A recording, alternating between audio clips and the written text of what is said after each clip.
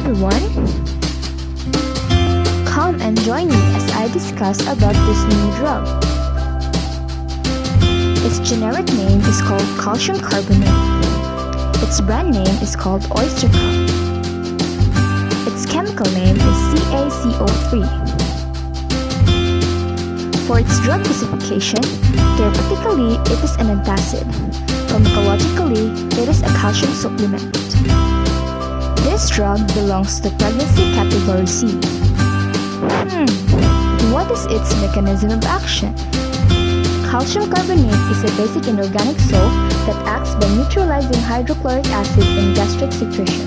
It also inhibits the action of pepsine by increasing the pH and via absorption. Cytoprotective effects may occur through increase in bicarbonate ion and prostaglandins. Neutralization of hydrochloric acid results in the formation of calcium chloride, carbon dioxide, and water. Approximately 90% of calcium chloride is converted into insoluble calcium salts. Let's talk about its pharmacokinetics. Maximal absorption occurs at doses of 50 mg or less taken with food. Oral bioavailability depends on intestinal pH, the presence of foods, and dosage. Calcium is rapidly distributed, taken up by skeletal tissues following absorption and distributed into extracellular fluids. Bone contains 99% of body's calcium, and the remaining 1% is approximately equally distributed between extracellular and intracellular fluids. Calcium acts as a cofactor to numerous enzymes. It is excreted mainly in the feces. The majority of renally filtered calcium is reabsorbed in the ascending limb of the loop of Henle and the proximal and distal convoluted tubules. Also, it is secreted by sweat glands.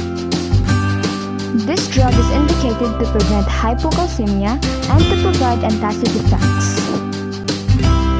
It is contraindicated to patients with hypersensitivity, high calcium levels in urine, kidney stones, low phosphate levels, high calcium levels, and to patients with suspected digogen toxicity. What are its side and adverse effects? In central nervous system, it can cause syncopes and syndrome.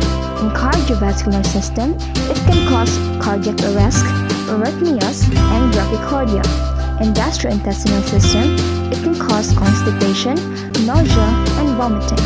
In gastrourinary system, it can cause calculi and hypercalciuria. Now, let's talk about the nursing responsibilities. Before administration, it should be stored at a room temperature and protect from heat, moisture, and direct sunlight. It should not be freeze also.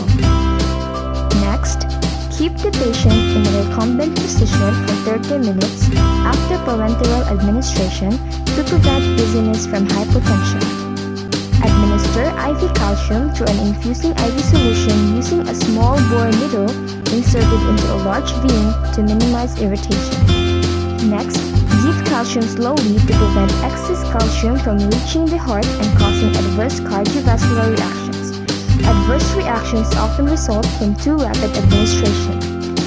If ECG tracings are abnormal or patient reports injection site discomfort, expect to temporarily discontinue administration. After administration, check regularly for infiltration because calcium causes necrosis. If infiltration occurs, stop infusions and tell prescriber immediately. Regularly monitor the serum calcium levels and evaluate for therapeutic response. Lastly, be aware that calcium chloride injection contains 3 times as much calcium per milliliter as calcium gluconate injection.